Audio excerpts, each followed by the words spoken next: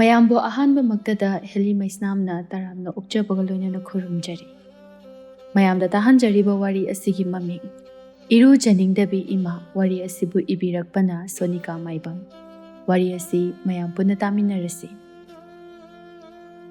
ꯑꯌꯨꯛ ꯑꯉꯟꯕꯅꯤ꯫ ꯆꯥꯎꯕꯤ ꯃꯅꯤꯡꯗꯨꯗ ꯐꯝꯗꯨꯅ ꯅꯨꯡꯁꯥ ꯌꯥꯏꯔꯤ꯫ ꯃꯆꯤꯟꯗꯁꯨ ꯏꯪꯈ꯭ꯔꯦꯗꯀꯣ ꯑꯣꯟꯊꯣꯛꯅ ꯏꯪꯈ꯭ꯔꯦ ꯏꯪꯊꯝꯊꯥꯁꯦ꯫ ꯇꯈꯦꯜꯂꯩꯅ ꯍꯣ ꯏꯃꯥ ꯑꯗꯨꯗ ꯑꯃꯨꯛ ꯅꯨꯡꯁꯥ ꯌꯥꯏꯗꯅ ꯂꯩꯔꯕꯣ? ꯍꯥꯏ ꯀꯔꯤꯅꯣꯅꯦ ꯃꯁꯤꯒꯤ ꯑꯉꯥꯡꯁꯤꯅ ꯑꯩꯅ ꯇꯧꯕꯗ ꯌꯦꯡꯁꯤꯟꯗꯨꯅ ꯂꯩꯔꯦ꯫ ꯌꯦꯡꯁꯤꯟꯗ꯭ꯔꯗꯤ ꯀꯩꯅꯣ?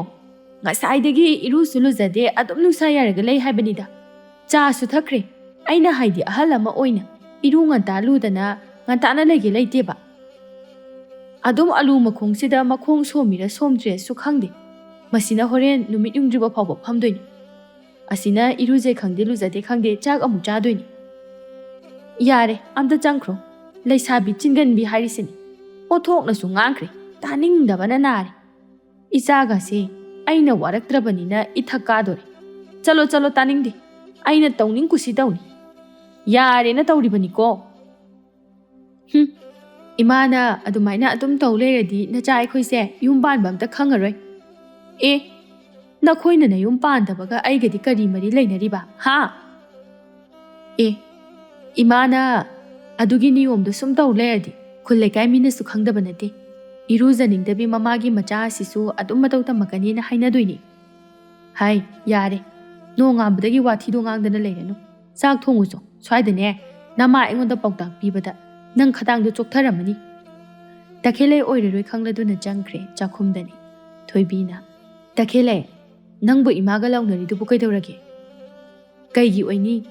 ꯏꯆꯦ ꯏꯃꯥꯗꯣ ꯑꯩꯅ 이루ꯖꯧꯁꯣ ꯍꯥꯏꯕ ꯉꯁꯥꯏ ꯑꯌꯨꯛꯇꯩꯅꯤ꯫ ꯃꯥꯅ ꯑꯁꯤꯗ ꯅꯨꯡꯁꯥ ꯌꯥꯏꯗꯨꯅ ꯂꯩꯔꯤꯁꯦ꯫ ꯍꯥꯏꯔꯨꯔꯒ ꯏꯪꯊꯝꯊꯥꯅꯦ ꯍꯥꯏꯔꯛꯀꯅꯤ꯫ ꯃꯉꯣꯟꯗꯗꯤꯅꯦ ꯏꯪꯊꯝꯊꯥ ꯑꯗꯨ ꯑꯗꯥ ꯂꯩꯇ꯭ꯔꯦ꯫ ꯑꯩꯈꯣꯏ ꯏꯃꯥꯁꯦ ꯀꯃꯥꯏ ꯍꯥꯏꯅꯗꯣꯏꯅꯣ ꯈꯪꯗꯦꯗ꯫ ꯍꯥꯏꯔꯨꯔꯒ ꯑꯩꯈꯣꯏꯁꯦ ꯃꯥꯕꯨ ꯋꯥꯔꯛꯂꯤꯕ꯭ꯔꯥ ꯏꯃꯥ ꯁꯥꯕꯤꯅꯦꯅ ꯇꯧꯔꯛꯀꯅꯤ꯫ ꯇꯣꯛꯑꯣꯁꯦ ꯍꯥꯏꯔꯨꯔꯅꯨ꯫ ꯆꯥꯛꯁꯦ ꯏꯆꯦ ꯊꯣꯡꯉꯛꯑꯒꯦ꯫ ꯅꯪ ꯏꯟꯁꯥꯡꯁꯦ ꯑꯝꯇ ꯃꯜꯂꯛꯑꯣ꯫ ꯍꯣꯏ ꯏꯆꯦ ꯍꯪꯒꯥꯝ ꯊꯣꯡꯁꯦ ꯍꯥꯏꯔꯣ? ꯍꯪꯒꯥꯝ ꯑꯃ ꯊꯣꯡꯉꯁꯤ꯫ ꯌꯣꯡꯆꯥꯛ ꯑꯃ ꯁꯤꯡꯖꯨ ꯁꯨꯔꯁꯤ꯫ ꯏꯆꯦ ꯑꯗꯨꯗꯤ ꯑꯩꯈꯣꯏꯒꯤ ꯍꯋꯥꯏ ꯃꯇꯣꯟꯁꯦ ꯍꯦꯛꯄ ꯌꯥꯔꯗ꯭ꯔꯣ? ꯍꯥꯏꯐꯦꯠ ꯍꯥꯏꯐꯦꯠ ꯌꯦꯡꯉꯒ ꯃꯅꯥ ꯃꯅꯥꯁꯤꯡꯗꯣ ꯍꯦꯛꯑꯣ꯫ ꯑꯁꯨꯝꯅ ꯃꯆꯤꯟ ꯃꯅꯥꯎ ꯑꯅꯤꯗꯨ ꯋꯥꯔꯤ ꯁꯥꯟꯅꯗꯨꯅ ꯆꯥꯛ ꯑꯗꯨ ꯊꯣꯡꯃꯤꯟꯅꯔꯝꯃꯤ꯫ ꯉꯥꯏꯍꯥꯛꯀꯤ ꯃꯇꯨꯡ ꯆꯥꯎꯕꯤ ꯃꯅꯤꯡꯊꯣꯡꯗꯒꯤ ꯆꯪꯂꯛꯇꯨꯅ ꯍꯥꯏ ꯅꯣꯏꯕꯨ ꯑꯌꯨꯛꯀꯤ ꯆꯥꯛꯁꯦ ꯅꯨꯡꯗꯥꯡꯗ ꯆꯥꯔꯁꯦ ꯍꯥꯏꯔꯣ? ꯏꯃꯥ ꯏꯔꯨ ꯂꯨꯖꯔꯕꯣ?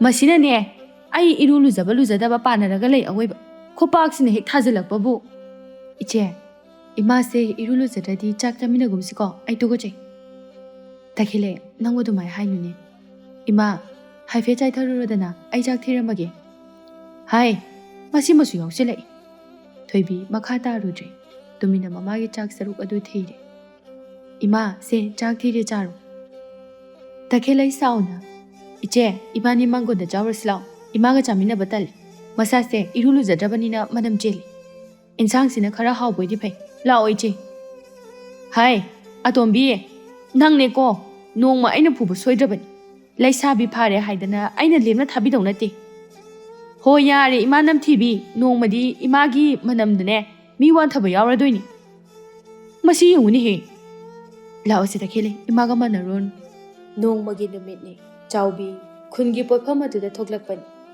ꯃꯥꯅ ꯐꯅ ꯐꯤ ꯑꯍꯟꯕ ꯏꯜꯂꯕꯁꯨ ꯃꯅꯝ ꯑꯗꯨꯗꯤ ꯀꯣꯛꯄ ꯅꯠꯇꯦ꯫ ꯊꯔꯣꯅ ꯏꯆꯦ ꯆꯥꯎꯕꯤ ꯅꯪꯕꯨ ꯏꯔꯨꯒ ꯂꯨꯖꯗ꯭ꯔꯕꯣ? ꯏꯆꯦꯅ ꯆꯠꯈꯤꯕꯗ ꯃꯅꯝꯁꯦ ꯀꯩꯅꯣꯝ ꯇꯧꯔꯦ꯫ ꯂꯨꯏ ꯀꯩꯅꯣ ꯀꯩꯒꯤ ꯂꯨꯔꯣꯏꯗꯣꯏꯅꯣ? ꯂꯨꯔꯝꯃꯅꯤ ꯁꯣꯏꯗ꯭ꯔꯦ꯫ ꯆꯥꯎꯕꯤ ꯈꯨꯝꯃꯛꯈꯤꯗ꯭ꯔꯦ꯫ ꯄꯣꯠꯐꯝ ꯐꯝꯕꯤ ꯏꯕꯦꯅꯤꯗ ꯍꯥꯏ ꯏꯕꯦꯅꯤ ꯁꯤꯡꯖꯨꯗꯣ ꯂꯨꯄꯥ 10ꯒꯤꯇ ꯄꯤꯔꯛꯑꯣ꯫ ꯑꯁꯤ ꯍꯥꯏꯗꯨꯅ ꯃꯈꯨꯠ ꯇꯤꯡꯊꯣꯔꯛꯏ꯫ ꯈꯨꯅꯝꯗꯨ ꯏꯀꯥꯏ ꯌꯦꯡꯕꯗ ꯃꯈꯨꯠ ꯑꯗꯨ ꯑꯗꯨꯛꯀꯤ ꯃꯇꯤꯛ ꯐꯤꯕꯝ ꯆꯥꯗ꯭ꯔꯕꯅꯤ꯫ ꯏꯪꯊꯝꯊꯥꯒ ꯑꯣꯏꯕꯅ ꯃꯈꯣꯡ ꯃꯈꯨꯠ ꯐꯖꯅ ꯍꯥꯝꯗꯕꯒꯤ ꯀꯥꯏꯕꯅ ꯂꯣꯏꯔꯕꯅꯤ꯫ ꯊꯔꯣꯅ ꯏꯅꯦ ꯈꯨꯠꯄꯨꯗꯤ ꯀꯩꯅꯣ ꯐꯤꯕꯝ ꯑꯃ ꯇꯥꯗ꯭ꯔꯤ꯫ ꯏꯔꯣꯝꯕꯒ ꯆꯥ ꯌꯥꯔꯤꯕ꯭ꯔꯣ?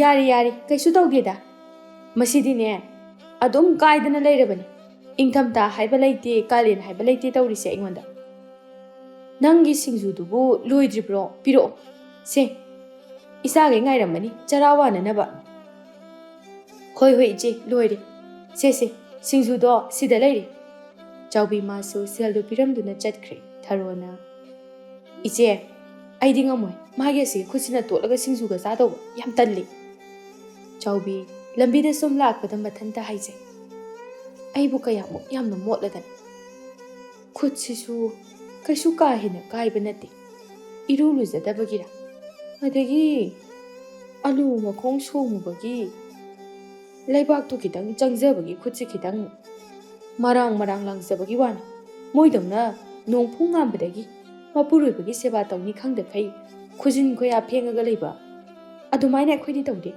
ꯆꯥꯎꯕꯤ ꯃꯍꯥꯛꯅ ꯃꯊꯟꯇ ꯏꯀꯥꯏꯖꯕꯒꯤ ꯃꯥꯅ ꯑꯆꯨꯝ ꯁꯥꯗꯨꯅ ꯉꯥꯡꯂꯤꯕꯅꯤ ꯃꯃꯥꯅ ꯃꯆꯤꯟꯗ ꯉꯥꯡꯗꯨꯅ ꯆꯪꯂꯛꯄ ꯑꯗꯨꯗ ꯇꯈꯦꯜꯂꯩꯅ ꯏꯆꯦ ꯑꯩꯈꯣꯏ ꯃꯥꯁꯤꯕꯨ ꯀꯩꯗꯧꯔꯖꯥꯠꯅꯣ ꯃꯆꯤꯟꯁꯦ ꯃꯊꯟꯇ ꯀꯕꯣꯛ ꯄꯣꯛꯇꯅ ꯍꯜꯂꯛꯏ ꯍꯣ ꯁꯤꯡꯖꯨ ꯂꯩꯅꯤꯅ ꯆꯠꯈꯤꯕꯅꯤ ꯁꯣꯏꯗ꯭ꯔꯦ ꯄꯣꯠꯐꯝꯅ ꯃꯈꯨꯠ ꯐꯖꯕꯁꯦ ꯁꯦꯜ ꯄꯤꯕꯒꯤ ꯇꯤꯡꯊꯣꯛꯑꯝꯃꯅꯤ ꯆꯥꯅ ꯊꯛꯅꯅꯕ ꯌꯣꯟꯐꯝꯅꯤꯅ ꯃꯤꯅ ꯀꯩꯀꯩꯅꯣ ꯍꯥꯏꯔꯛꯑꯝꯃꯅꯤ ꯆꯥꯎꯕꯤ ꯃꯥꯡꯒꯣꯜ ꯌꯧꯔꯗꯨꯅ ꯍꯥꯏ ꯇꯈꯦꯜꯂꯩ ꯆꯥꯛ ꯈꯔ ꯄꯨꯊꯣꯔꯛꯑꯣ ꯇꯈꯦꯜꯂꯩ ꯀꯩꯁꯨ ꯈꯨꯝꯂꯝꯗ ꯆꯥꯛꯈꯨꯝ ꯆꯪꯗꯨꯅ ꯆꯥꯛ ꯑꯗꯨꯁꯨ ꯂꯧꯊꯣꯛꯇꯨꯅ ꯄꯤ ꯍꯥꯏ ꯅꯆꯦ ꯅꯕꯥꯅꯤ ꯆꯔꯥ ꯋꯥꯜꯂꯣꯏꯗ꯭ꯔꯥ ꯏꯃꯥꯅ ꯁꯤꯡꯖꯨ ꯂꯩꯔꯛꯏꯁꯤꯒ ꯏꯆꯦ ꯏꯕꯥꯅꯤ ꯆꯥꯖꯔꯔꯣꯏꯀꯣ ꯏꯃꯥ ꯑꯗꯨꯝ ꯆꯥꯎ ꯅꯣꯏꯒꯤꯁꯦ ꯅꯃꯥ ꯑꯩꯕꯨ ꯍꯪꯒꯣꯏꯔꯤꯕ ꯀꯥꯏꯗꯨꯔꯣ ꯍꯥ ꯅꯣꯏ ꯑꯅꯤꯃꯛꯁꯦ ꯑꯩꯅ ꯊꯥꯕꯨꯝ 10 ꯄꯨꯗꯨꯅ ꯄꯣꯛꯂꯤꯕ ꯑꯣ ꯃꯇꯝꯗꯨꯗꯗꯤ ꯏꯃꯥꯁꯦ ꯄꯥꯕ ꯂꯩꯕꯅꯤꯅ ꯃꯁꯥꯒ ꯌꯥꯝ ꯅꯥꯜꯂꯤ ꯐꯤꯔꯣꯟ ꯑꯊꯤꯕ ꯁꯦꯠꯂꯁꯨ ꯏꯔꯨꯗꯣ ꯁꯤꯠ ꯅꯥꯟꯅ ꯂꯨꯖꯩ ꯍꯧꯖꯤꯛꯅ ꯏꯔꯨꯁꯤꯃ ꯁꯨꯡꯂꯨ ꯍꯦꯛ ꯂꯨꯗ꯭ꯔꯕꯅꯤ ꯉꯁꯤ ꯁꯦꯠꯈꯤꯕ ꯐꯅꯦꯛꯁꯦ ꯁꯤꯅ ꯍꯞꯇꯥ ꯑꯃꯃꯝꯗꯤ ꯁꯦꯠꯂꯝꯅꯤ ꯏꯃꯥ ꯃꯤꯒꯤ ꯏꯔꯨꯗꯕꯒꯤ ꯃꯅꯝꯁꯦ ꯅꯝꯊꯤꯈ꯭ꯔꯖꯥꯠꯅꯤ ꯊꯦꯡꯂꯩꯅꯕ ꯇꯥꯟꯅꯔꯕ ꯃꯇꯝ ꯑꯁꯤꯗ ꯏꯃꯥꯅ ꯑꯁꯨꯛ ꯌꯥꯝꯅ ꯅꯝꯊꯤꯔꯗꯤ ꯈꯨꯜ ꯂꯩꯀꯥꯏ ꯃꯤꯅ ꯑꯍꯜ ꯑꯃ ꯑꯣꯏꯔꯒ ꯂꯦꯝꯖꯗꯦꯅ ꯍꯥꯏꯔꯛ ꯇꯥꯕ ꯌꯥꯔꯦ ꯅꯪꯒꯤ ꯆꯤꯟ ꯀꯥꯡꯖꯩꯗꯣ ꯑꯃꯨꯛ ꯍꯧꯔꯛꯑꯅꯨ ꯆꯪꯈ꯭ꯔꯣ ꯌꯦꯡꯅꯤꯡꯗꯦ ꯏꯃꯥ ꯋꯥꯈꯜꯗꯣ ꯈꯔ ꯇꯥꯟꯅꯁꯦ ꯋꯥꯛꯆꯤꯡꯒꯤ 12 ꯄꯥꯟꯕ ꯏꯃꯣꯏꯅꯨ ꯅꯨꯃꯤꯠꯇꯗꯤꯅꯦ ꯏꯃꯥ ꯅꯪ ꯃꯀꯨ ꯐꯖꯅ ꯈꯣꯛꯇꯕ ꯌꯥꯔꯣꯏꯗꯧꯔꯤ ꯅꯠꯇ꯭ꯔꯗꯤꯅꯦ ꯑꯕꯣꯛ ꯏꯃꯣꯏꯅꯨꯗꯣ ꯑꯩꯈꯣꯏ ꯏꯃꯨꯡꯗꯒ ꯑꯝꯇ ꯆꯪꯉꯣ ꯌꯥꯔꯔꯣꯏ ꯏꯆꯦ ꯏꯕꯥꯅꯤꯅ ꯍꯟꯗꯛꯇꯤ ꯉꯥ ꯑꯉꯧꯕꯒ ꯀꯠꯂꯒ ꯅꯤꯅꯤꯡꯕ ꯕꯣꯔꯒ ꯅꯤꯒꯤ ꯈꯟꯕꯁꯦ ꯐꯪꯂꯣꯏꯗꯧꯔꯤ ꯆꯥꯎꯕꯤ ꯃꯈꯣꯡꯗ ꯇꯣꯡꯂꯤꯕ ꯐꯦꯅꯥꯜ ꯑꯗꯨ ꯂꯧꯊꯣꯛꯇꯨꯅ ꯂꯥꯛꯇꯨꯅ ꯇꯈꯦꯜꯂꯩ ꯇꯝꯅ ꯂꯪꯒꯛꯏ ꯃꯁꯤꯒꯤ ꯑꯉꯥꯡꯁꯦ ꯈꯪꯕ꯭ꯔꯣ ꯅꯪ ꯇꯈꯦꯜꯂꯩ ꯁꯥꯎꯅ ꯏꯃꯨꯡꯂꯣꯝꯗ ꯆꯪꯈ꯭ꯔꯦ ꯑꯌꯨꯛꯀꯤ ꯃꯇꯝꯅꯤ ꯈꯨꯜ ꯑꯗꯨꯒꯤ ꯄꯥꯈꯪ ꯃꯆꯥ ꯊꯣꯏꯕ ꯑꯗꯨ ꯆꯦꯄꯥꯎ ꯑꯃ ꯄꯤꯕ ꯂꯥꯛꯂꯝꯃꯤ ꯀꯅꯥ ꯂꯩꯒꯦ ꯏꯆꯦ ꯊꯣꯏꯕꯤ ꯍꯣ ꯇꯥꯕ꯭ꯔో ꯍꯥꯏ ꯊꯣꯏꯕ ꯀꯩꯗꯧꯔꯦ ꯊꯣꯏꯕ ꯆꯥꯎꯕꯤꯒꯤ ꯈꯣꯡꯃꯣꯠ ꯑꯗꯨ ꯎꯕꯗ ꯃꯥ ꯇꯁꯦꯡꯅ ꯇꯜꯂꯕꯅꯤ ꯏꯅꯦ ꯆꯦꯄꯥꯎ ꯄꯤꯕ ꯂꯥꯛꯄꯅꯤ ꯀꯅꯥꯒꯤ ꯆꯦꯄꯥꯎꯅꯣꯅꯦ ꯏꯅꯦ ꯈꯨꯔꯥ ꯀꯣꯟꯗꯨꯝꯒꯤ ꯃꯆꯥꯅꯨꯄꯤ ꯏꯆꯦ ꯂꯤꯛꯂꯥꯒꯤ 5ꯅꯤ ꯆꯥꯛꯀꯧꯕꯒꯤ ꯆꯦꯄꯥꯎ ꯄꯤꯕ ꯂꯥꯛꯄꯅꯤ ꯑꯣ ꯐꯔꯦ ꯀꯔꯝ ꯀꯥꯟꯗꯅꯣ ꯏꯅꯦꯅꯦ ꯆꯦꯄꯥꯎꯒ ꯑꯝꯇ ꯌꯦꯡꯉꯔꯣꯏ ꯍꯥꯡꯆꯤꯠꯅꯦ ꯏꯅꯦ ꯑꯗꯣ ꯏꯅꯦ ꯏꯔꯨ ꯂꯨꯖꯔꯒ ꯂꯥꯛꯎꯀꯣ ꯃꯤ ꯊꯪꯅꯕ ꯈꯨꯜꯗꯒꯤ ꯃꯤꯅꯧ ꯃꯌꯥꯝ ꯑꯃ ꯂꯥꯛꯇꯣꯏꯅꯤ ꯈꯤꯇꯗ ꯃꯤꯅ ꯍꯪꯒꯣꯏꯒꯅꯤ ꯀꯔꯤ ꯅꯪ ꯇꯦꯝꯄꯥꯛ ꯂꯨꯇꯣꯞꯁꯤꯅ ꯊꯣꯝꯃꯛꯎꯔꯣ ꯍꯥ ꯑꯩꯁꯤꯕꯨ ꯑꯃꯥꯡꯁꯪ ꯃꯥꯜꯂꯨꯔꯕꯣ ꯅꯣꯏꯒꯤ ꯃꯤꯠꯇ ꯑꯁꯤ ꯍꯥꯏꯗꯨꯅ ꯂꯩꯇꯨꯝꯗꯨꯅ ꯂꯪꯒꯦ ꯇꯧꯏ ꯏꯅꯦ ꯑꯗꯨꯃꯥꯏꯅꯒ ꯇꯧꯔꯛꯀꯅꯨꯀꯣ ꯃꯥꯟꯗꯦ ꯑꯃꯥꯡꯁꯪꯒ ꯑꯁꯤ ꯍꯥꯏꯗꯨꯅ ꯊꯣꯏꯕꯗꯨ ꯀꯟꯅ ꯆꯦꯟꯈ꯭ꯔꯦ ꯊꯣꯏꯕ ꯂꯝꯕꯤꯗꯨꯗ ꯆꯦꯟꯗꯨꯅ ꯃꯆꯤꯟꯗ ꯁꯣꯜꯂꯤ ꯃꯥꯜꯂꯦ ꯍꯥꯏꯕꯅꯤ ꯏꯔꯨꯖꯃꯟꯗꯕꯒꯤ ꯃꯁꯥꯁꯤꯁꯨ ꯍꯨꯃꯥꯡ ꯑꯗꯒꯤ ꯁꯦꯒ꯭ꯔꯥꯛ ꯃꯁꯤꯒ ꯂꯦꯡꯊꯩꯅꯕ ꯋꯥꯅꯗꯣꯔꯤ ꯑꯗꯨꯕꯨ ꯏꯆꯦ ꯊꯣꯏꯕꯤ ꯍꯣꯏ ꯇꯈꯦꯜꯂꯩ ꯍꯣꯏꯗꯤ ꯀꯔꯝꯅꯕꯨ ꯂꯩꯃꯤꯟꯅꯩꯖꯥꯠꯅꯣ ꯃꯣꯏꯗꯤ ꯂꯩꯁꯥꯕꯤ ꯑꯣꯏꯕꯩꯔꯥ ꯈꯪꯗꯦ ꯃꯁꯥꯗꯤ ꯑꯗꯨꯝ ꯅꯥꯟꯖꯕꯅꯤ ꯑꯗꯨꯒ ꯃꯃꯥꯁꯤꯗꯤ ꯂꯣꯏꯔꯦ ꯍꯥꯡꯆꯤꯠꯇꯤ ꯑꯁꯤꯒꯤ ꯐꯤꯕꯝꯁꯤꯗꯒ ꯂꯥꯛꯑꯗꯤꯅꯦ ꯃꯥꯒ ꯊꯪꯅꯕ ꯃꯤ ꯈꯔꯗꯤ ꯆꯥꯛꯀ ꯆꯥꯕ ꯌꯥꯔꯣꯏꯕꯣ ꯁꯛꯏꯇꯅ ꯁꯥꯈꯤ ꯑꯣꯗꯅ ꯁꯤꯅꯤꯕꯣ ꯁꯤꯗꯤ ꯊꯣꯏꯕꯤ ꯏꯃꯨꯡꯗꯒꯤ ꯊꯣꯛꯂꯛꯇꯨꯅ ꯏꯃꯥ ꯀꯅꯥꯅꯣ ꯂꯥꯛꯑꯝꯃꯤꯗꯨꯕꯣ ꯑꯣ ꯃꯅꯤꯡ ꯂꯩꯀꯥꯏꯒꯤ ꯊꯣꯏꯕꯅꯤ ꯆꯥꯛꯀꯧꯕꯒꯤ ꯆꯦꯄꯥꯎ ꯄꯤꯕ ꯂꯥꯛꯑꯝꯕꯅꯤ ꯑꯗꯨꯒ ꯀꯩꯒꯤꯅꯣ ꯏꯃꯥꯅ ꯑꯗꯨ ꯌꯥꯝ ꯀꯟꯅ ꯂꯥꯎꯈ꯭ꯔꯤꯗꯨꯅ ꯑꯣ ꯃꯤ ꯎꯁꯤꯠꯇꯕ ꯑꯗꯨꯒꯤ ꯂꯥꯎꯈ꯭ꯔꯤꯕ ꯇꯈꯦꯜꯂꯩ ꯉꯁꯥꯏꯗꯒꯤ ꯊꯣꯏꯕꯒ ꯃꯃꯥꯒꯅ ꯁꯥꯟꯅꯔꯤꯕ ꯋꯥꯔꯤꯗꯣ ꯇꯥꯔꯤꯕꯅꯤ ꯅꯣꯛꯇꯨꯅ ꯊꯣꯛꯂꯛꯏ ꯇꯈꯦꯜꯂꯩ ꯑꯗꯨꯒ ꯑꯁꯨꯝꯅ ꯍꯥꯏꯔꯛꯏ ꯍꯣꯏ ꯏꯆꯦ ꯑꯩꯈꯣꯏ ꯏꯃꯥꯅ ꯊꯣꯏꯕꯗꯣ ꯇꯦꯝꯄꯥꯛ ꯂꯩꯇꯨꯝꯅ ꯊꯣꯡꯒꯦ ꯇꯧꯔꯤꯕ ꯀꯩꯒꯤꯅꯣ ꯑꯗꯨꯗꯤ ꯀꯩꯒꯤ ꯑꯣꯏꯅꯤꯒꯦ ꯏꯅꯦ ꯆꯥꯛꯀꯧꯕ ꯂꯥꯛꯄꯗꯣ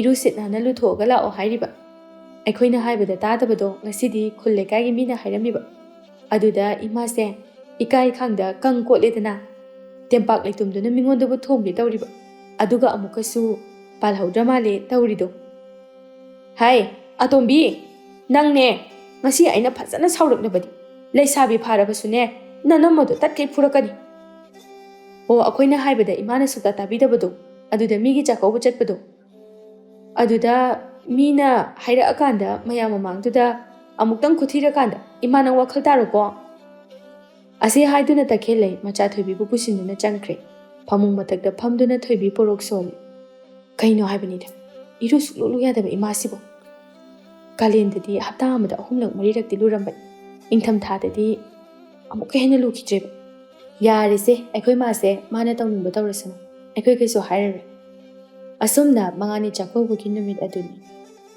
macha thoibina isinga saba lumlaga chawbi magi amotpasing adu kokthanaba hotnaringai mangani chakaubugi chak chabadu namnaroi khalabra irudu lusi haiba asi sugya yaramde adugi mahutta mangolda phamduna keba haukhre loiraduna hai takhelai nangbu tabro imagi phamangdudane aina hi tawraga lonba khongupi ama lehobani adong to buthoro khong sibudi asi tonglabadi minasu uraroi takhelai fifi kamduna puthore khudupi amata ga semu yadro nakhud akai budu sumina udanaba hai masi upadi chakti kamai chadoriba aidine khongse sangna tingthoga kapningabani ima nangbunda kokto nakana mama yajaba mitin phamaduda iru sulu jaw haiba yade hai hai taningde nang amo hawrakan pungse thengamani ai chale ase haiduna chatkre mangani chakaubugi mafam adusu yaure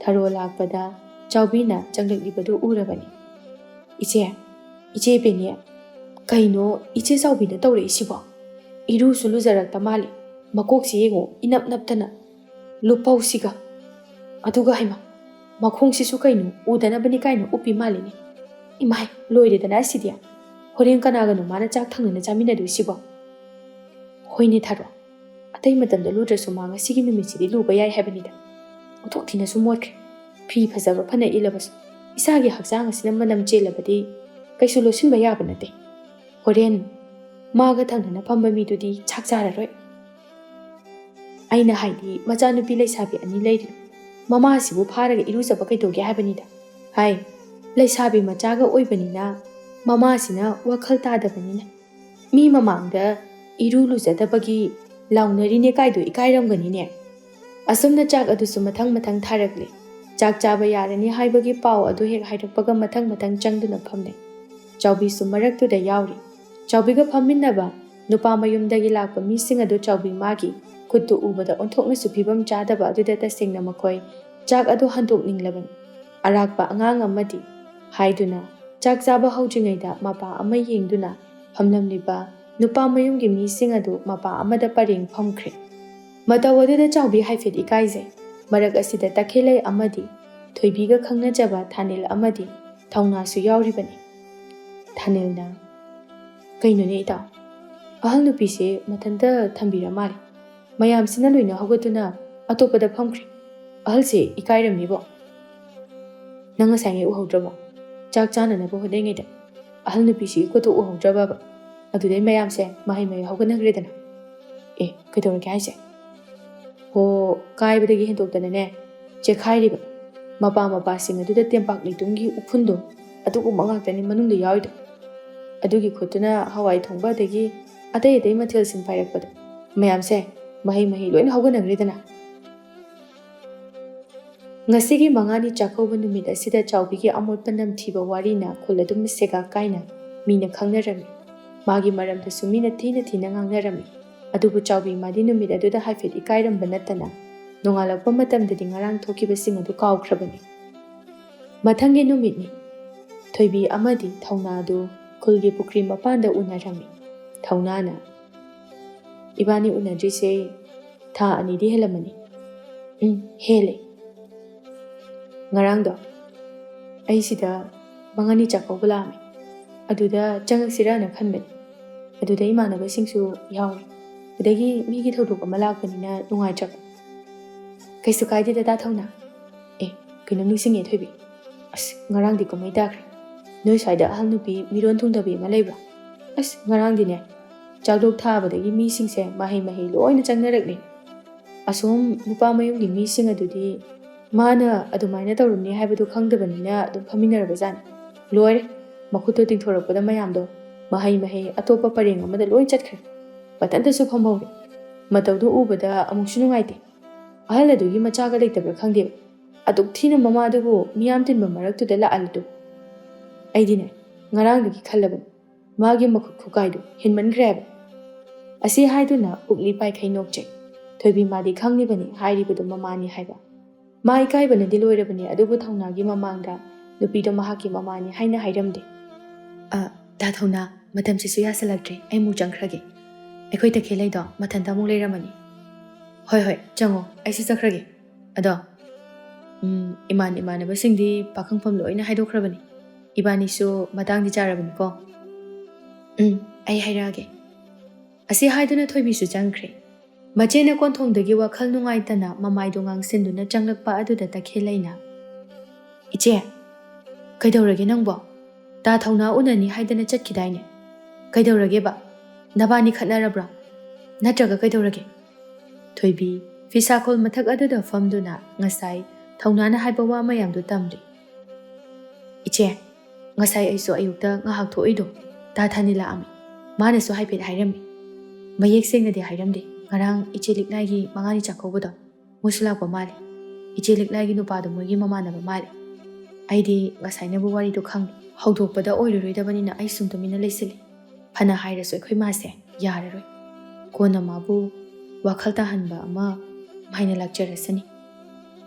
Asomna numit adu nongmagi hawkhibana wakjingi tarani thoini panba imoinugi ima ira thawni numit adu supnatagi numit humni kaktamak ngairagli. Iche imoinu numisu kuidre.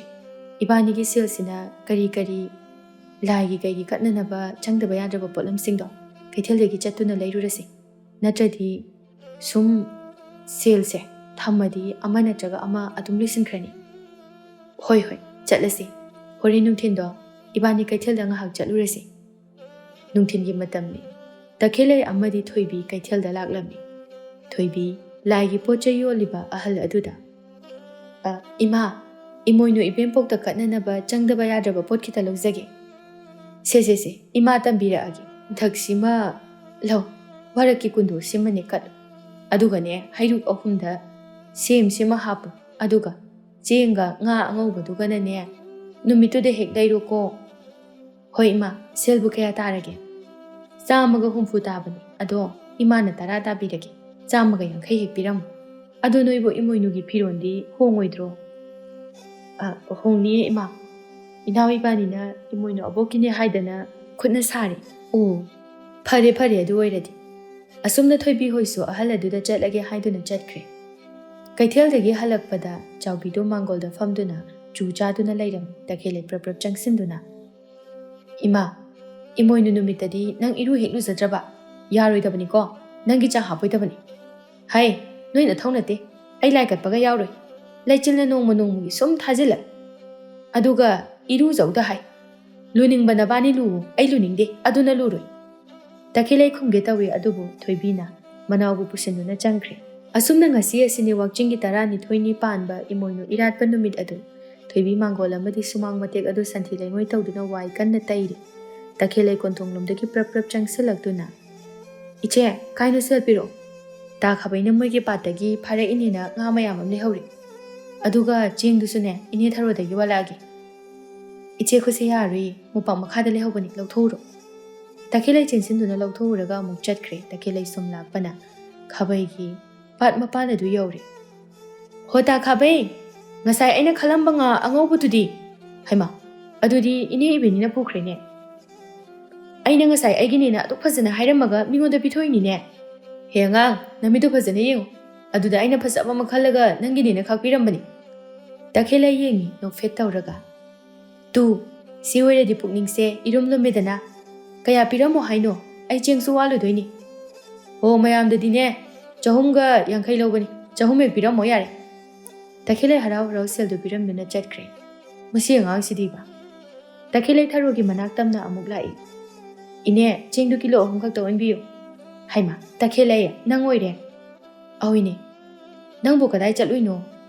Ta khabai dagi nga ngau ba leirubani. Horin imoinu da katnaba. Oo, haima, takhele. Noi ima do, ngasidi imoinu numini. Iruza haurabo. Khangde da ini, ising asaba budi thagat pirambani. Lugire lurira ma thok tawjarasani. Ine, kaino ichalagi, thengi. Iche na ngairamani. Se, lupa yang khai pirammu. Seldo piramduna takhele su chatkre. Chawbi mana namduna iru adu sulu haiba yadre. Asumna numidangi matamni. Yumthong khudingi imoinu ibem poki. Ira thawni tangari. Maraga sida thoibi hogi imong su yauri. Laisabi macha ani tuna haiboi haitaboi fiseng setuna laigi thabak tu tawri. Thoibi laigi pochai adu mafam chana thamne. Thoibi na. Ima se lai khurumba sidang yawardi phadoini. Iche. Iru sulu zadana kama yawdoino. Phare se. Thenki nabani. Ibani hekta khurumase. Maira se loiraga nga se semaga amuk thongdoini. Ase hairaga machil manau ani do mabung ningda chetna ni zarami. Asumna angamba khara ibengi mafamda kachari. Chawbi chakhumda changlaktuna. Hai, takhele, thoibiya. Noibu chaktubu thongba haudribo. Ima, karan tarakanu imoinu numisida ibani khatnaba pamdi. Amta laigi se phajana kathige. Imoinu abokado akhoi yumsida amta changaru. Imagi namthiba manamduda. Takhele, tose. Imaga manaron. Maira se loi, ibani nga se lauthoga semurasla. Ase haiduna machil manau ani adu nga do puthoktuna thokre. Ngai haki matung nga adu sho semba loiraduna changlaklami. Thoibina. Takhele, nang maroi mapang se semo. Iche nga se tawba horake. Asumna machil manau ani do tongminaduna nga adu su thongminari. Nga haki matungda loiraduna. Ima, chak loire. Thoibi. Imoinu ibempokta katnanaba haiduna thongliba insang adu latuda chak kharaga ngasi nongmagi ngamjaba mathilsing adu machi da haptuna phongalairu manak aduda thamne. Maira latuna amuksu khurumjai. Chawbi masu madu yengbada angawbi amadagidi helabani. Ingye haiduna asengba amangba phi leitre. Mangonda phamthaduna chaktu chagi tawi. Adubu phongalairu manak adudagi mangan naiba hanubi ama phambadu uri. Lairiba makoi ahumadu ingak takhele madi ngakpa henkibana. Iche, imoinu iben pokse. Aikhoi imungdo ina lai. Iben imoinu do mangal naina leiramba aduda. Fazana hanubi amagi saktamdo onthorai. Hai, Chawbi. Nang ngasidi wakhal tahanba tari. Yum amagi mau oiraga kum amagi nama agi ira thongni lakpad. Yum amagi mau amagi lichasu chatab. Chakcha yu thak naidab. Amang aseng khaidab. Panglei maraiba tuku chaini he. Yum gi laining thau lai marembi se. Laibang amaroi.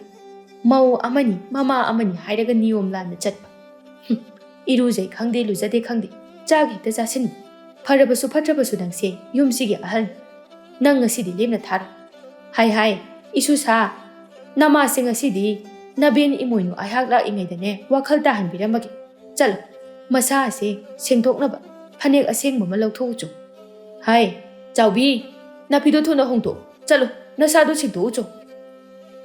Ima, aibu ingkraba wakjingi matam asida adusu ising ayingbasina. Hai, natan binangi dine aduna matik chak charaban.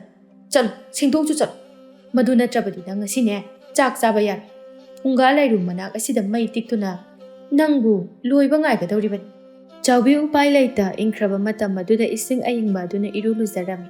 Masado ingman kiduna mahak tarang marang amada laikraban. Loiraduna amuk changlai imoinuna. Hai, na samgado maru ama phawba hutha handana sambunpul adu loiraga naraibak aduda malem lai sanam. Asengba pirol setuna nama aibu khurum jawla. Imong asibu chahongba ngahongba nungaiba lanchang wata padaba pibiramge. Chawbi pumnamak tawri machasinda onsinduna. Imagi thoibi takhele lao. Ibenda aikhoina niningbado ni haurasi. Wakjingi tarani thoini panba numit ase imagi punsina kaungomnar. Yumthong khudingi imoinu iben lai haibase ngasigi numit asina mayek sengna tak. Asengba amangba khaidan wangma lana tawba thabakta. Aphaba natti haibase ima khangni. Asi haiduna makhoi ahumdu khurumjai. Nongkhalakpa matamda ngasai makhai lairamba ibena dusu lairamdri. Numit asidagi Chawbi ahal ama oibagi niti niyom chattuna lairam. Asumna matamgi matung ina thoibi suluhongnaba haiduna haina singnaba laklam. Chawbi macha singi thaugai laklabada mama ama oina chapchana leptuna hotnabiram. Thanil su yauna ꯊꯣꯏꯕꯤꯒꯤ ꯌꯨꯝꯗꯒꯤ ꯑꯎꯟꯄꯣꯠ ꯊꯥꯡꯕ ꯂꯥꯛꯄꯅꯤ, ꯑꯗꯨꯕꯨ ꯆꯥꯎꯕꯤ ꯎꯕꯗ ꯃꯍꯥꯛ ꯏꯉꯛ ꯉꯛꯂꯕꯅꯤ꯫ ꯅꯨꯄꯥ ꯃꯌꯨꯝꯒꯤ ꯃꯤꯁꯤꯡꯁꯨ ꯑꯎꯟꯄꯣꯠ ꯑꯗꯨ ꯊꯥꯡꯗꯨꯅ ꯆꯠꯈꯤꯔꯝꯃꯤ꯫ ꯅꯨꯃꯤꯗꯥꯡꯒꯤ ꯃꯇꯝꯅꯤ꯫ ꯊꯧꯅꯥ ꯑꯎꯟꯄꯣꯠ ꯊꯥꯡꯂꯨꯕ ꯃꯃꯥꯟꯅꯕꯁꯤꯡꯒ ꯂꯣꯏꯅꯗꯨꯅ ꯆꯥꯛꯂꯦꯟ ꯑꯃ ꯆꯥꯃꯤꯟꯅꯔꯝꯃꯤ꯫ ꯊꯥꯅꯤꯜꯅ, "ꯂꯥꯎ, ꯉꯁꯤꯗꯤ ꯑꯉꯛꯄ ꯑꯃ ꯊꯦꯡꯅꯩꯗ꯫ ꯀꯩꯗꯧꯔꯒꯦ? ꯅꯍꯥꯟꯃꯨꯛ ꯏꯕꯥꯅꯤꯅ ꯃꯉꯥꯅꯤ ꯆꯥꯛꯀꯧꯕ ꯑꯃꯗ ꯊꯦꯡꯅꯕ ꯑꯍꯜ ꯅꯨꯄꯤꯗꯣ ꯑꯇꯩ ꯀꯅꯥꯁꯨ ꯑꯣꯏꯔꯝꯗ꯭ꯔꯤ, ꯊꯣꯏꯕꯤ ꯍꯣꯏꯒꯤ ꯏꯃꯥ ꯑꯣꯏꯔ ꯃꯥꯜꯂꯦ꯫ ꯉꯁꯤꯗꯤ ꯑꯩꯁꯨ ꯉꯛꯏ꯫ ꯅꯨꯃꯤꯠꯇꯨꯗ ꯊꯦꯡꯅꯈꯤꯕꯒ ꯉꯁꯤ ꯊꯦꯡꯅꯕꯒ ꯀꯌꯥꯗ ꯈꯦꯠꯅꯔꯦ꯫ ꯉꯁꯤꯅ ꯄꯨꯔꯥ ꯃꯁꯥꯒꯗꯣ ꯅꯥꯜꯂꯗꯅ, ꯑꯍꯜ ꯑꯣꯏꯔꯕꯁꯨ ꯃꯁꯛꯀꯥꯗꯣ ꯐꯖꯩ, ꯃꯁꯝꯗꯨꯅ ꯄꯨꯔꯥ ꯑꯉꯧꯕ, ꯂꯥꯏꯕꯛꯇꯨꯗ ꯃꯥꯂꯦꯝ ꯂꯩꯁꯥꯗꯨꯃꯒ ꯏꯕꯦꯟ ꯏꯃꯣꯏꯅꯨꯗ ꯏꯃꯣꯏꯅු ꯃꯥꯜꯂꯤ꯫ ꯑꯁ, ꯑꯩꯗꯤ ꯈꯪꯗꯗꯅ ꯊꯣꯏꯕꯤꯗꯒ ꯍꯥꯏꯔꯒ ꯇꯞꯊꯥꯈꯩ ꯂꯦꯟꯅꯔꯨꯔꯕꯅꯤ꯫ ꯏꯅꯦꯝꯄꯣꯛ ꯑꯣꯏꯔꯝꯃꯕ ꯌꯥꯏꯅꯦ ꯋꯥꯔꯤꯁꯦ." ꯑꯁꯤ ꯍꯥꯏꯗꯨꯅ ꯃꯈꯣꯏ ꯃꯁꯦꯟ ꯑꯗꯨ ꯄꯨꯟꯅ ꯅꯣꯛꯃꯤꯟꯅꯩ꯫ ꯑꯁꯨꯝꯅ ꯊꯣꯏꯕꯤ ꯑꯃꯗꯤ ꯊꯧꯅꯥꯁꯨ ꯂꯨꯍꯣꯡꯂꯝꯃꯤ꯫ ꯃꯥꯡꯒꯣꯜ ꯑꯗꯨꯗ ꯆꯥꯎꯕꯤ ꯐꯝꯗꯨꯅ, "ꯍꯥꯏ ꯇꯈꯦꯜꯂꯩ, ꯅꯪꯕꯨ ꯑꯝꯇ ꯊꯣꯔꯛꯎꯅꯦ." "ꯀꯩ ꯍꯥꯏꯒꯦ ꯏꯃꯥ?" "ꯅꯆꯦꯁꯨ ꯂꯨꯍꯣꯡꯈ꯭ꯔꯦ, ꯃꯐꯝ ꯆꯥꯅ ꯂꯩꯈ꯭ꯔꯦ꯫ ꯅꯪꯒꯤ ꯁꯤꯗꯪꯒ ꯃꯐꯝ ꯑꯃ ꯈꯪꯂꯕꯗꯤ ꯏꯃꯥꯁꯦ ꯋꯥꯈꯜ ꯇꯥꯔꯅꯤ." "ꯏꯃꯥ, ꯅꯆꯥꯒꯤꯗꯤ ꯋꯥꯔꯨꯔꯅꯨ, ꯑꯩꯗꯤ ꯆꯠꯂꯔꯣꯏ, ꯏꯃꯨꯡꯁꯤꯗ ꯑꯣꯏꯅ ꯄꯨꯁꯤꯜꯂꯛꯑꯗꯧꯅꯤ." "ꯍꯩꯃ, ꯃꯁꯤꯅ ꯍꯦꯛ ꯉꯥꯡꯕꯁꯤꯃ!" ꯑꯁꯨꯝꯅ ꯆꯥꯎꯕꯤ ꯃꯥꯅ ꯏꯈꯪ ꯈꯪꯍꯧꯗꯅ ꯑꯁꯨꯛ ꯌꯥꯝꯅ ꯍꯣꯡꯈꯤꯕ ꯑꯁꯤꯗ ꯈꯨꯜ ꯂꯩꯀꯥꯏꯒꯤ ꯃꯤꯄꯨꯝ ꯈꯨꯗꯤꯡꯃꯛ ꯉꯛꯂꯤꯕꯅꯤ꯫ ꯑꯁꯨꯝꯅ ꯀꯨꯝ ꯑꯃ ꯍꯧꯖꯤꯟꯈ꯭ꯔꯦ꯫ ꯉꯁꯤꯗꯤ ꯇꯈꯦꯜꯂꯩ ꯑꯃꯗꯤ ꯊꯥꯅꯤꯜꯁꯨ ꯂꯨꯍꯣꯡꯂꯦ꯫ ꯆꯥꯎꯕꯤꯒꯤ ꯃꯅꯥꯛꯇ ꯇꯈꯦꯜꯂꯩꯅ ꯂꯩꯗꯨꯅ ꯃꯃꯥꯕꯨ ꯀꯣꯜꯂꯤ꯫ ꯃꯆꯦ ꯊꯣꯏꯕꯤꯗꯤ ꯊꯧꯅꯥꯒꯤ ꯏꯃꯨꯡꯒꯤ ꯃꯤ ꯋꯥꯠꯄꯅ ꯃꯄꯨꯔꯣꯏꯕꯒꯤ ꯌꯨꯝꯗ ꯑꯗꯨꯃꯛ ꯂꯩꯔꯝꯃꯤ꯫ ꯇꯈꯦꯜꯂꯩ ꯑꯃꯗꯤ ꯊꯣꯏꯕꯤ ꯌꯨꯝ ꯑꯃꯒꯤ ꯃꯧ ꯑꯃꯒꯤ ꯂꯤꯆꯠ ꯆꯞ ꯆꯥꯅ ꯆꯠꯂꯤ꯫ ꯑꯁꯨꯝ ꯇꯧꯅ ꯀꯨꯝ ꯑꯁꯤꯒꯤ ꯏꯕꯦꯟ ꯏꯃꯣꯏꯅꯨ ꯏꯔꯥꯠꯄꯒꯤ ꯃꯇꯝ ꯑꯗꯨꯁꯨ ꯑꯃꯨꯛ ꯌꯧꯁꯤꯜꯂꯛꯂꯤ꯫ ꯌꯨꯝꯊꯣꯡ ꯈꯨꯗꯤꯡꯒꯤ ꯉꯥ ꯑꯉꯧꯕ ꯀꯠꯇꯨꯅ ꯏꯔꯥꯠ ꯊꯧꯅꯤꯖꯔꯝꯃꯤ꯫ ꯃꯔꯛꯁꯤꯗ ꯊꯣꯏꯕꯤ ꯑꯃꯗꯤ ꯇꯈꯦꯜꯂꯩꯒꯤ ꯏꯃꯨꯡꯁꯨ ꯌꯥꯎꯔꯤ꯫ ꯊꯣꯏꯕꯤ ꯌꯥꯝ ꯁꯦꯡꯅ ꯃꯧ ꯑꯃꯒꯤ ꯅꯤꯇꯤ ꯅꯤꯌꯣꯝ ꯀꯥꯏꯗ ꯑꯁꯦꯡꯕ ꯐꯤꯖꯣꯜ ꯁꯦꯠꯇꯨꯅ ꯁꯝꯂꯥꯡ ꯑꯃ ꯐꯥꯎꯕ ꯇꯥꯍꯟꯗ ꯆꯦꯛꯁꯤꯟꯅ ꯄꯨꯟ ꯂꯩꯕꯥꯛ ꯇꯥꯅ ꯃꯥꯂꯦꯝ ꯂꯩꯁꯥ ꯐꯤꯗꯣꯟ ꯆꯤꯡꯈꯠꯇꯨꯅ ꯏꯕꯦꯟꯒꯤꯗꯃꯛꯇ ꯉꯝꯖꯕ ꯈꯔ ꯀꯠꯅꯅꯕ ꯁꯦꯝ ꯁꯥꯔꯤ꯫ ꯃꯗꯨ ꯂꯣꯏꯔꯗꯨꯅ ꯃꯄꯨꯔꯣꯏꯕ ꯊꯧꯅꯥꯕꯨ ꯀꯧꯗꯨꯅ,